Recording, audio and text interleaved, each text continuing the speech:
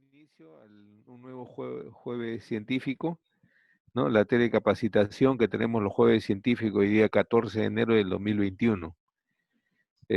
Hoy día tenemos como ponente a la doctora Estela Lucena Betancur. Es médico pediatra y cardióloga pediatra egresada de la Universidad Central de Venezuela. Cuenta con 9 años de experiencia laboral y actualmente labora como jefa del servicio de cardiología del Instituto de Salud del Niño de San Borja. Y el tema que va a presentar es soplo en pediatría. Así que, doctora Estela, adelante, por favor. Hola, doctor. Muchas gracias por la presentación. Ok, adelante, doctora. Gracias. Hola, buenos días. Mi nombre es Estela Lucena. Vamos a hablar de los soplos en pediatría.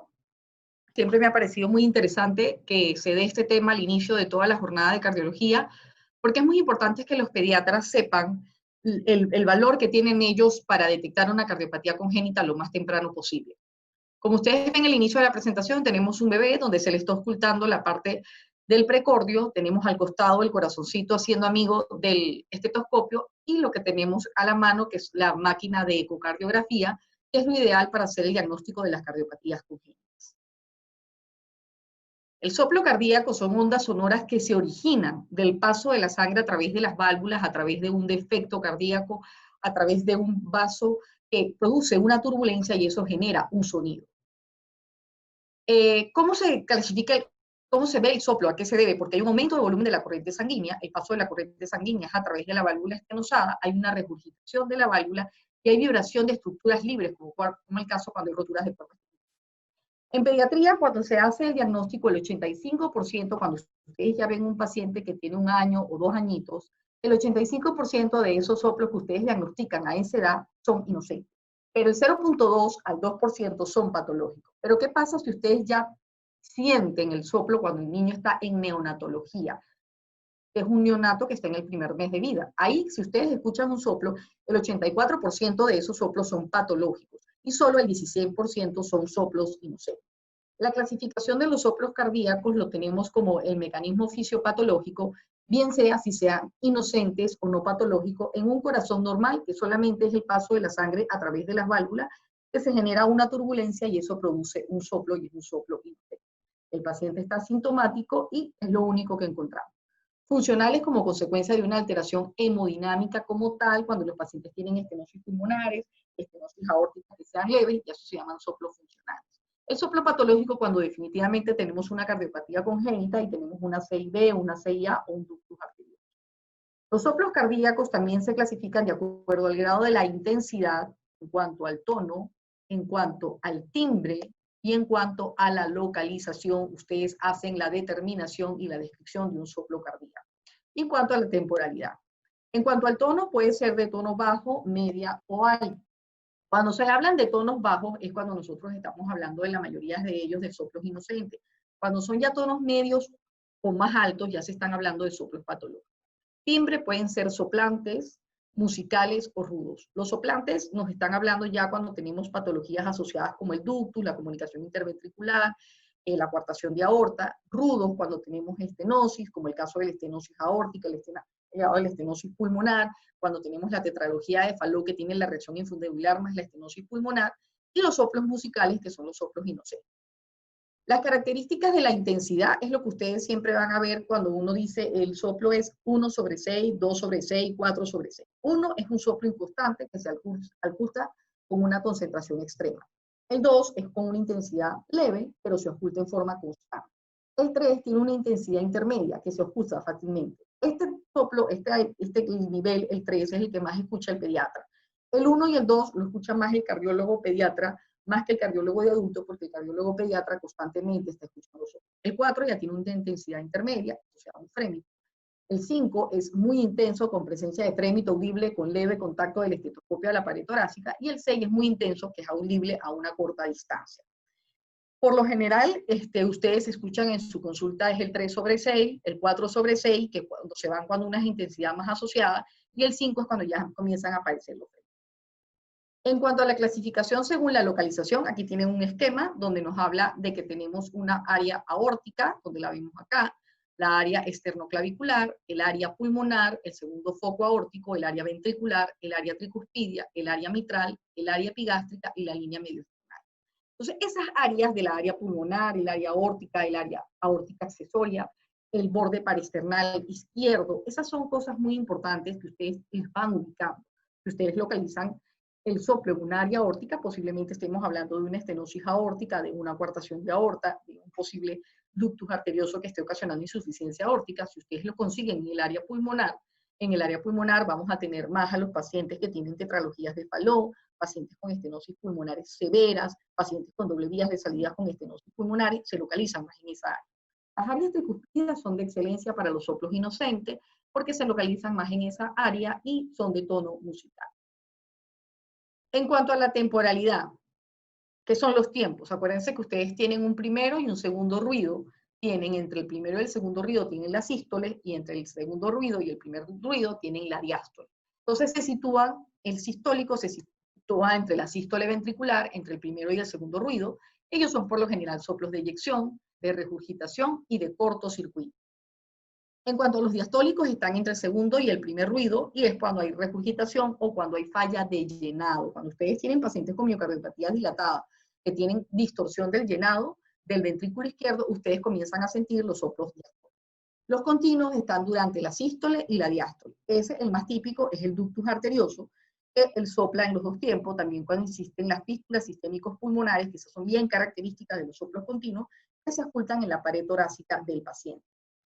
En cuanto a la morfología de los soplos, este es un diagrama que lo conocen y lo pueden encontrar en cualquier lado. Tenemos el pansistólico, el eyectivo, el protosistólico, el telesistólico, el protodiastólico, mesodiastólico, telediastólico y continuo. Es más para que ustedes vean cómo se hace un diagrama y cómo ellos aumentan y bajan de volumen. El pansistólico que es continuo, el eyectivo que sube y baja, el protosistólico que es al inicio de la sístole, el telediastólico que es al final, telesistólico, perdón, que es al final de la sístole, el protodiastólico, que es al inicio de la diástole, el mesodiastólico en la mitad de la diástole, y el telediastólico al final de la diástole, y el continuo. Esta es una morfología que por lo general no es algo que ustedes manejen con facilidad, pero sí es importante que lo conozcan. Para hacer un resumen de lo que vengo hablando, aquí tienen un corazón, donde tienen el corazón con la aurícula derecha, la aurícula izquierda, el ventrículo derecho, el ventrículo izquierdo. La aurícula derecha que se comunica con el ventrículo izquierdo a través de la válvula tricúspide, el ventrículo derecho que se comunica con la arteria pulmonar a través de la válvula pulmonar, la sangre va al pulmón, se carga de oxígeno y regresa a través de las 4 venas pulmonares a la aurícula izquierda, a través de la válvula mitral pasa al ventrículo izquierdo y a través de la válvula aórtica se va a la aorta y se va a cada vez que la sangre pasa a través de estas válvulas, se hace como una especie de remolino. Ese remolino en algunas personas se puede escuchar y es lo que ustedes conocen como los soplos inocentes. Se puede sentir acá en la válvula tricúspide, en la válvula pulmonar por excelencia. Cuando hay huecos en esta zona, como es la comunicación interventricular, eso produce un soplo holosistólico durante todas las sístoles. Cuando ustedes tienen un hueco arriba, que es la comunicación interventricular, van a encontrar un soplo mesosistólico, van a encontrar un R2 desdoblado fijo y permanente. Cuando ven estenosis de las válvulas, como es el caso de la tetralogía de Fallot, van a encontrar un soplo más acentuado, o en el caso de estenosis aórtica. Pero ¿qué es lo más importante de todo esto? Y ahora que estamos en pandemia, que es muy difícil la comunicación, porque el paciente tiene una mascarilla y el médico está tal como está, pero no podemos perder el sentido ni la orientación de comunicarnos, porque los antecedentes y la historia clínica en el soplo cardíaco es muy importante. Aquí nosotros tenemos que cambiar la actitud, por eso es que nos ponemos máscaras graciosas para que los niños no se sientan asustados y colaboren con el examen. Entonces, el estudio publicado sobre el costo y beneficio reporta que un examen físico realizado por pediatría tiene una sensibilidad de un 86%, pero una especificidad solo del 61%. El examen físico más una radiografía de tórax y un electrocardiograma tiene una sensibilidad de un 88% y una especificidad de un 83%. Pero la exploración física realizada por un cardiólogo pediatra, la sensibilidad es del 95% y la especificidad del 99%. Haciendo recordar que la sensibilidad es la posibilidad de que ustedes digan que algo es, pero al final no lo es, y la especificidad es que ustedes están siendo altamente específico y lo que dicen ahí es cierto y hay un riesgo muy bajo de que eso no sea así. Entonces, por eso la sensibilidad en la posibilidad de duda cuando la hace el pediatra es mayor. ¿Pero por qué? Porque el pediatra, cuando nosotros hacemos pediatría, es muy poco los casos que vemos de cardiología pediátrica y por eso pensamos que el soplo y la cardiología pediátrica no es importante.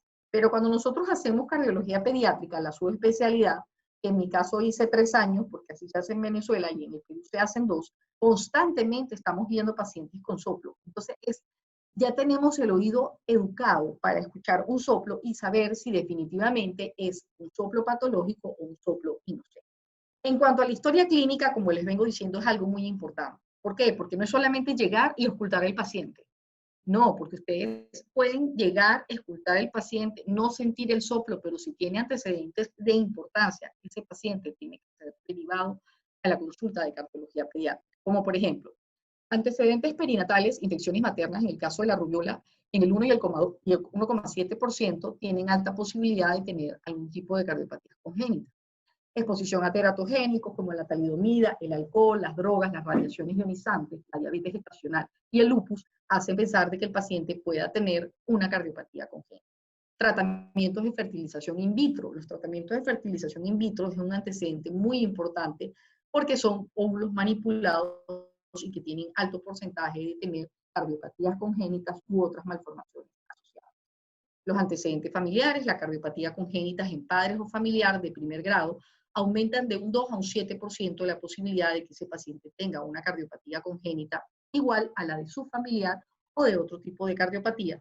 Las muertes súbitas o miocardiopatías hipertróficas hereditarias son muy típicas. Cuando hay una muerte súbita en la familia de pacientes jóvenes y que ellos ya tengan el diagnóstico de una miocardiopatía hipertrófica, a la familia y a los pacientes hay que estudiarlo porque eso es altamente heredable. Y las arritmias, cuando hay arritmias, sobre todo en la parte de la línea materna, los niños siempre tienden a heredar ese tipo de patología.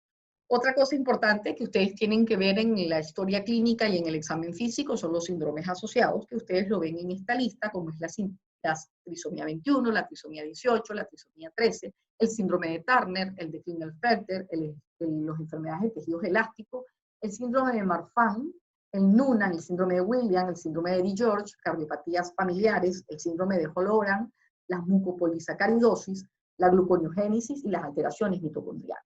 Esto es solamente una parte de lo que yo estoy mostrando, pero a veces no tenemos el nombre del síndrome asociado, pero si ya el niño tiene tipo algunas malformaciones, como daño en las orejas, daños de la línea media, como el paladar hendido, ya ustedes tienen que estar pensando en una posibilidad de una cardiopatía congénita.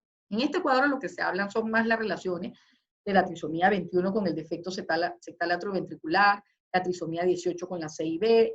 Esto es una relación, pero no quiere decir que definitivamente estos pacientes con el síndrome de Turner, que tiene la coartación de aorta y la válvula aórtica bivalva, no quiere decir que el Turner todos lo van a tener o que todo niñito con coartación tenga que ser un Turner. Lo mismo pasa con lo que no pasa con la trisomía 21. La trisomía 21, si ustedes consiguen un defecto septal atrioventricular, ese niño tiene un síndrome de Down, que se demuestra lo contrario, pero no todo niño que tenga una CIB necesariamente tiene que tener síndrome de Down. Lo que quiero decir con esto es que todos los niños que vienen a la consulta de cardiología y le encontramos una cardiopatía congénita, lo tenemos que manejar con genética. Si el paciente va a genética antes de venir a cardiología, genética lo debe referir a cardiología para descartar una cardiopatía congénita. Y si el paciente va a la consulta de pediatría y el pediatra le consigue alguna malformación, debe referirlo a la consulta de cardiología pediátrica. Esto es para tomar una pausa de las playas de Venezuela. Aquí tenemos la inspección. Entonces comenzamos con la inspección del paciente. Esto es muy importante. Usted no tiene que llegar directo a estar ocultando el paciente. ¿Qué ven ustedes en este niño? Tiene una cianosis leve, perioral y una cianosis en la uñita. Entonces eso ya le está hablando a ustedes de que tiene una hipoxia y que hay que descartar una posible cardiopatía congénita. Aquí estamos hablando del pectum excavatum, que eso también está relacionado con la coartación de aorta, con la dilatación de la raíz aórtica. Es muy importante que estos niños tengan que venir a cardiología.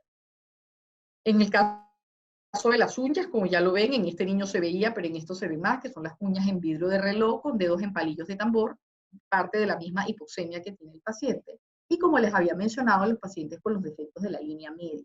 Esos pacientes hay que mandarlos a cardiología porque esos pacientes hay que hacerle descarte. A la palpación, ustedes, ¿qué es lo primero que tienen que palpar? El precordio. El precordio es muy importante porque ustedes ahí van a sentir si tiene un precordio hiperdinamico, si tiene frémito, si el paciente tiene alguna arritmia y no lo han ocultado todavía, ya le pueden estar palpando el pulso, el latido cardíaco a ese paciente. El hígado es muy importante que lo palpen porque ustedes van a ver si tiene hepatomegalia, porque ya tiene insuficiencia cardíaca y ya tiene una congestión. La parte de los pulsos femorales. Estos pulsos son vitales, porque así ustedes en un lactante ya pueden ir diagnosticando una coartación de aorta. La coartación de aorta es una cardiopatía congénita que se le puede pasar a muchas personas. De hecho, a nosotros nos llegan adolescentes con hipertensión y recién es que se les hace el diagnóstico de la coartación, pero esto pasa porque nunca tocamos los pulsos en el lactante. Y cuando nosotros tocamos esos pulsos y tocamos el pulso femoral y el pulso radial y vemos la diferencial, si los pulsos femorales están disminuidos, les hace sugerir a ustedes la posibilidad de una coartación de aorta. Aquí, como les estoy montando, se le toma el pulso braquial y ustedes lo comparan con el pulso femoral y ahí ya pueden hacer un descarte de coartación de aorta. Por fin llegamos a la auscultación. Entonces, la auscultación, lo ideal es que ustedes lo puedan hacer con el niño tranquilo, pero definitivamente en pediatría esto es un poquito más difícil porque los niñitos lloran, gritan, se irritan, entonces nosotros tenemos que hacer todo lo posible para que el paciente se calme y lo pueda auscultar. ¿Cuáles son las zonas de auscultación? Las que ya les había mencionado, la región mitral, tricuspidia, pulmonar y aórtica. Y ustedes van ubicando el estetoscopio según sea la necesidad y la auscultación que le tienen que hacer al paciente. Ustedes tienen esa secuencia y comienzan a auscultar en cada uno de estos puntos y ahí van a estar determinando cómo están los ruidos, cómo está el primer ruido, si es único o está desdoblado, si el segundo ruido es único o está desdoblado, y la presencia de los soplos tanto en la fase sistólica como en la fase diastólica.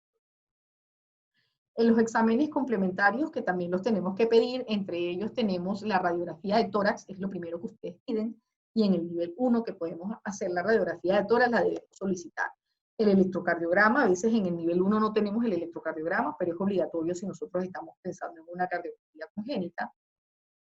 La ecocardiografía, que es el estudio de oro, el gold estándar para el descarte de las cardiopatías congénitas, porque es el estudio gold estándar, porque es un método muy invasivo, no produce radiación ni estresa al paciente. La angiotomografía, que solo se pide en pacientes con cardiopatías complejas, las cardiopatías simples no se le hace angiotomografía, y la cardioresonancia, que se hace para medir la funcionalidad de los ventrículos. La radiografía pediátrica es un estudio de baja sensibilidad y especificidad, que se usa, se evalúa la silueta cardíaca y el ventrículo vascular, los vasos pulmonares y las anomalías del parénquima pulmonar y las deformidades de columna. Para eso nos sirve hacer el estudio de la radiografía de tórax. Aquí tienen un ejemplo, ustedes pueden ver qué es lo que vemos nosotros en la radiografía de tórax. Aquí vemos este arco que nos habla de la aurícula derecha y vemos si tiene crecimiento o no de la aurícula derecha. Aquí vemos el ventrículo derecho, que cuando tiene crecimiento levanta la punta, y es lo que ustedes conocen como el corazón en sueco, típico de la tetralogía de Fallot, pero también es el corazón en sueco lo puedes conseguir en un recién nacido, porque el recién nacido tiene mayor demanda del ventrículo derecho y puede semejar y angustiar al médico y hacerlo pensar que sea una tetralogía de Fallot, pero ya saben que tienen que tener otros parámetros de la desaturación.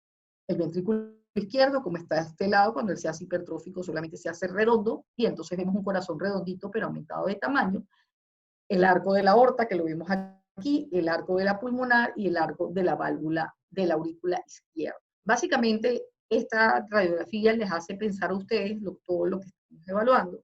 Aquí vemos los hilios pulmonares y vemos la parte del pulmón, y también podemos ver las malformaciones de las vértebras.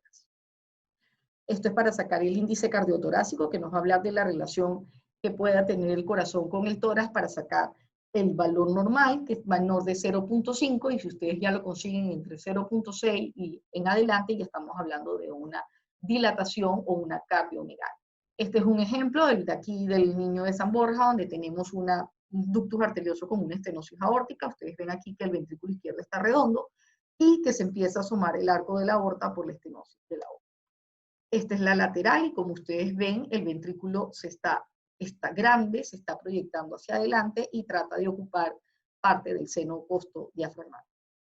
Esta es una comunicación interventricular donde ustedes también ven el corazón grande y lo ven redondito, no ven el corazón levantado hacia arriba porque es una comunicación interventricular. Ella lo que hace es crecer las cavidades izquierdas porque ella tiene un shunt que va del ventrículo izquierdo directamente a la arteria pulmonar y eso hace que crezcan las cavidades. La tetralogía de Fallot, que es el corazón que les vengo hablando desde hace rato, como tiene crecimiento del ventrículo derecho, empuja la punta, la levanta y aparece el corazón en sueco hasta la parte posterior del seno costodiafragmático. Este es un postoperado de tetralogía de Fallot. Como ustedes ven, ya no levanta la punta. Lo sabemos porque primero van a ver ustedes los alambres que se le colocan a los pacientes porque son cirugías a corazón abierto y tienen fractura de esternón para poder entrar a la cavidad y ya no tiene el levantamiento de la punta y el corazón ya se está amoldando y hace este tipo de cambio. Y lo ven en la lateral izquierda, como ya comienza a liberar el seno costodiafragmático posterior. La anomalía de Einstein, que es la atrialización del ventrículo derecho, por eso vemos este corazón tan grande, que se llama en bolsa de hielo, y aquí ustedes ven la aurícula derecha, que es todo el ventrículo derecho atrializado, como se ve dilatado en la aurícula. Y aquí ven cómo ocupa todo el seno costodiafragmático posterior de la lateral izquierda. El electrocardiograma es un registro de la actividad eléctrica del corazón. No se requiere en todos los casos para diferenciar entre un soplo inocente y una patología, pero sí es recomendable que lo puedan hacer en el nivel que ustedes puedan, porque así van a encontrar algunas cosas de las cardiopatías congénitas en el electrocardiograma. Entonces aquí tenemos, por ejemplo, una comunicación interauricular, que ustedes ven que en el B1 se comienza a ver una RR' que se ven también en esto, que eso es típico de las comunicaciones interauriculares, como es el hemibloqueo de la rama derecha de las DIs. En una miocardiopatía hipertrófica, ustedes ven las derivaciones en B5 y B6, ven las R altas y las S profundas en B1 y B2. Entonces, eso nos hace pensar de que el paciente pueda tener una miocardiopatía. En cuanto a la ecocardiografía, como les venía mencionando, es el estudio estándar de oro de alta sensibilidad y especificidad. Es obligatorio en todo paciente con soplo cardíaco. Todos los pacientes que se atienden en la consulta de cardiología infantil y tienen un soplo cardíaco o un antecedente familiar importante de una cardiopatía congénita o arritmia, se le tiene que hacer sí o sí un ecocardiograma. Los neonatos es de primera elección. A todos los neonatos que ustedes tengan sospecha de una cardiopatía congénita por los antecedentes perinatales o por los antecedentes familiares o por las características que tenga el paciente, todo lo que yo vengo hablando de inspección, palpación, antecedentes, entonces tienen que hacerle una ecocardiografía. En la ecocardiografía, como yo estoy hablando es del soplo en pediatría, no toqué la parte del ecocardiograma fetal, porque ya nosotros tenemos un avance, que es el ecocardiograma fetal, y ya el paciente llega a la consulta, inclusive del cardiólogo pediatra, con el diagnóstico para hacer y preparar a esa paciente al momento de dar a luz, porque ya esa es una paciente que tiene que ser derivada a un centro de mayor complejidad para que el niño tenga las atenciones primarias en el momento de nacer. Entonces aquí tenemos una eco, pero ya este es un ecocardio del niño, porque estamos hablando del soplo en pediatría, y aquí vemos el defecto, como vemos el septum interventricular, y aquí pierde la continuidad, entonces tienes una comunicación interventricular. Entonces ya ustedes ven cómo el flujo se dirige de izquierda a derecha. Aquí tenemos otro que tenemos que medir, que esto es el eje corto de grandes vasos, y aquí ustedes están viendo el tamaño de los vasos pulmonares. Seguimos viendo imágenes de ecocardio, donde nosotros estamos viendo el eje largo, el 4 cámaras, donde se ven las dos aurículas y los dos ventrículos, en posición anatómica, donde se ve la aurícula derecha con la válvula tricúspide, la aurícula izquierda con la llegada de las venas pulmonares, la válvula mitral y el ventrículo izquierdo que tiene las paredes más gruesas. Este es un canal atrioventricular que yo les presento aquí la radiografía y aquí se ve todo el defecto en el ecocardio. Ustedes ven la aurícula derecha, la aurícula izquierda, aquí ven el hueco del canal AB, no se ve la válvula tricúspide, no se ve la válvula mitral porque tiene un solo aparato valvular. Y aquí para que vean el flujo de la sangre a través de la imagen. La transposición de los grandes vasos, que eso tienen que conocerlo mucho porque hoy en día y con la pandemia del COVID han aumentado los casos de cardiopatías congénitas. Esta es una radiografía de transposición de grandes vasos, que es un corazón redondito, algunos autores lo describen como un huevito reposando sobre el diafragma, y cuando se le hace el eje subcostal con los tractos de salida, se ven que los vasos están lado a lado porque están traspuestos.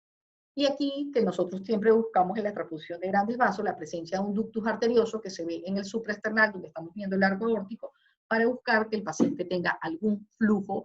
También tenemos que evaluar la presencia del foramen oval, porque estos pacientes, como tienen sangre desoxigenada, hay que garantizar de que el paciente tenga flujos internos, por eso se le inicia la prostaglandina para la apertura del ductus, y cuando llegan a los centros cardiovasculares con cardiología infantil, se les hacen los tratamientos de Rashkin, que son los procedimientos por hemodinámica, para que luego vaya a sala de cirugía en mejores condiciones. La anomalía de Einstein, que ya la vimos acá, y aquí la vimos en el ecocardio, para que ustedes se ubiquen, esta es la aurícula, y aquí ustedes ven el ventrículo atrializado, donde se ve la aurícula del ventrículo completamente atrializado. En el eje largo paraesternal, donde ustedes ven aquí que nosotros tratamos de ubicar cómo está el ventrículo izquierdo, para ofrecer la parte de la cirugía, y aquí se ve que es un ventrículo izquierdo limítrofe porque el ventrículo derecho lo ha desplazado. La insuficiencia mitral, como ustedes la ven acá, se asoma el cuarto arco aórtico que se ve pequeño acá, y cuando nosotros le hacemos el ecocardio, evaluamos la válvula, y aquí se ve la aurícula izquierda con el ventrículo izquierdo, la válvula mitral que no está haciendo la coaptación, y este es todo el flujo que regurgita, y aquí cuando hacemos el Doppler se ve la insuficiencia de la válvula mitral. La coartación de la aorta, que ya ustedes vieron la toma cuando la mostré en el transposición de grandes vasos, este es el eje supraesternal, y ustedes ya aquí ven el defecto. No se ve el arco completo, sino que ya se ve la deformidad y un flujo aumentado cuando le colocan el Doppler en la zona coartada. Esto para que ustedes vean cómo la tomografía ayuda. Ustedes al paciente, el cardiólogo pediatra ya le ha hecho la eco, la radiografía, pero para poder llevarlo a la sala de hemodinámica o de cirugía tenemos que hacerle la angiotomografía. Aquí para que la vean en 3D, que es lo que más le gusta a los cirujanos y a los hemodinamistas para definir. Aquí se ve la dilatación post-coartación, aquí se ve exactamente el estrategia de la coartación y la parte del segmento de coartación. Para evaluar las ramas pulmonares, aquí ustedes ven una toma. ¿Por qué queremos evaluar las ramas pulmonares? Porque esto va a definir las cirugías de las tetralogías de Fallot, y entonces aquí hacemos el eje corto de grandes vasos para ver la evaluación de las ramas pulmonares, y aquí la comparamos con la tomografía que completa el estudio para que el cirujano se sienta más cómodo a la hora de entrar a la sala de operación. En resumen, para diferenciar el soplo inocente y el soplo patológico, tenemos la temporalidad. El inocente son sistólicos, expulsivos casi siempre. El patológico son sistólicos y regurgitantes. Los inocentes nunca son regurgitantes, los patológicos sí son regurgitantes. Los patológicos tratan de ser en la diástole. Los inocentes pueden ser continuos con una acentuación diastólica. Los patológicos son continuos con una acentuación sistólica. La intensidad de un soplo inocente nunca es mayor de un grado 3, los patológicos siempre son mayores de grado 3, los ruidos cardíacos asociados en un soplo inocente son normales, en un patológico por lo general están alterados, y la irradiación, los inocentes siempre están a nivel de la válvula tricúspide, si acaso la válvula pulmonar, pero los patológicos siempre están irradiados, y los inocentes, con la maniobra de Valsalva, disminuyen hasta desaparecen.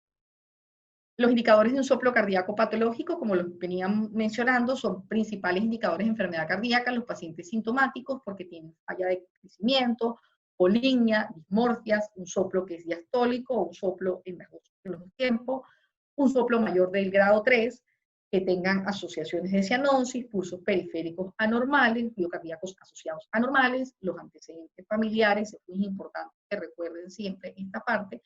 Y el soplo en la edad neonatal nos hace sospechar de que sea un soplo patológico. Este es un resumen de algunas características de los soplos funcionales, que son soplos vibratorios, musicales, eyectivos pulmonares, algunos que son de estenosis leves, o los soplos supraclaviculares o braquicefálicos, y los soplos eyectivos aórticos, que nos habla de que son soplos más que todo funcionales. Esas características, también está el zumbido venoso, que se desaparece normalmente con la maniobra de Valsalva, y los soplos de las arterias mamarias cuando aparecen en las mujeres en la gestación y en la lactancia. Para hacer un resumen, siempre el soplo cardíaco nos habla de que sea un soplo, un fluxograma de un soplo cardíaco, un soplo continuo, un soplo diastólico, un soplo sistólico. El soplo continuo, característica del zumbido venoso. Algunos dicen que no requiere estudios complementarios, pero si el pediatra no está seguro de que ha desaparecido con la maniobra de Valsalva y tiene la duda, debe ir donde el cardiólogo pediatra. Si es un soplo diastólico, va de frente con el cardiólogo pediatra. Si es un soplo sistólico, que es protomesosistólico o soplo telesistólico, va con el cardiólogo pediatra. Si son sintomáticos, va con el cardiólogo pediatra. Y algunos pacientes que no se derivan. Definitivamente este cuadro es para cuando uno cuando ya ha afinado la parte del examen físico, pero como yo les venía mencionando, nosotros cuando estamos como pediatra tenemos poca pericia para hacer el examen clínico. Entonces, por eso yo siempre digo que es muy importante los antecedentes, la historia clínica, porque a veces no logramos escuchar el soplo. Y si ustedes tienen antecedentes familiares importantes, o que los pacientes tienen síndromes dismórficos asociados, o que ya tienen desaturación en el examen físico, o que tienen cianosis en el examen físico, ese es un paciente que tiene que pasar por cardiología, así ustedes no le escuchen el soplo cardíaco. Este es como un resumen de lo que nosotros hemos hecho para el año del 2019. Hubo atenciones en consultorios externos de 9.000 pacientes y unas cirugías cardiovasculares de 700, 150 en menores de 5 kilos. En el Instituto Nacional de Salud del Niño San Borja, como hubo la crisis, estamos la pandemia, en todos lados está, hubo este mismo shock. En el 2019 se le decía a los pacientes, prohibido usar el celular en la clase, prohibido usar el celular en el consultorio, y en el 2020 prohibido venir a clases, use el celular, prohibido venir a la consulta, use su celular. Y por eso es que cardiología inició la pandemia haciendo la consulta de telemonitoreo, y el telemonitoreo lo comenzamos inmediatamente el 20 de marzo en vista de que inició la pandemia y ya no íbamos a poder atender de forma presencial a nuestros pacientes, y para evitar más muertes por insuficiencias cardíacas, por crisis de hipoxia, o por desconocimiento y falta de apoyo de los padres, nosotros para mantenernos cercanos y no ausentes de los pacientes, iniciamos con el telemonitoreo el 20 de marzo y así hicimos las atenciones hasta la fecha. Ya llevamos más de 2.500 atenciones por telemonitoreo.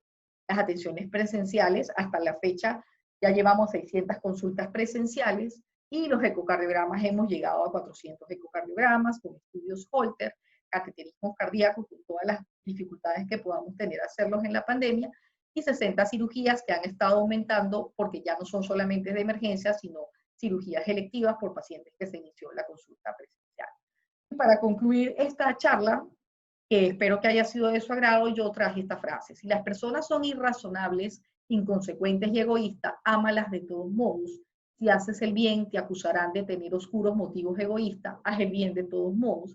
Si tienes éxito y te ganas amigos falsos y enemigos verdaderos, lucha de todos modos. Si el bien que hagas hoy será olvidado mañana, haz el bien de todos modos. Si la sinceridad y la franqueza te hacen vulnerable, sé sincero y franco de todos modos.